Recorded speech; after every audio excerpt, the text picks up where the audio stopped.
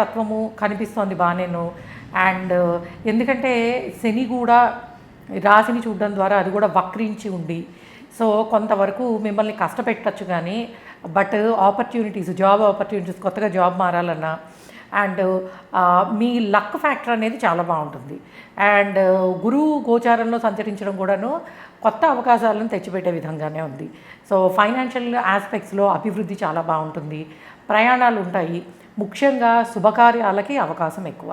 శుభకార్యాల్లో పాల్గొనే అవకాశం ఉంది. అండ్ కొత్తగా అంటే మీకు ఈ మేషం వాళ్ళందరికీను ఈ నెలంతా ఇట్స్ లైక్ ఒక పార్టీ టైం లాంటిది. అంటే మనకి ఈ ఆషాఢ మాసం మొదలవుతుంది కాబట్టి శూన్యమాసం శుభకార్యాలు ఉండవు కానీ బట్ మీకు ఏంటంటే ఏదైనా సరే బంగారం కొనుక్కోవాలన్నా ఇల్లు వాటిని బుక్ చేసుకోవాలన్నా అన్ని రకాలుగానే అనుకూలత బాగుంది. అంటే వస్తు వాహనాలు కొనుక్కోవడానికి అండ్ అనుభవించడానికి అవకాశం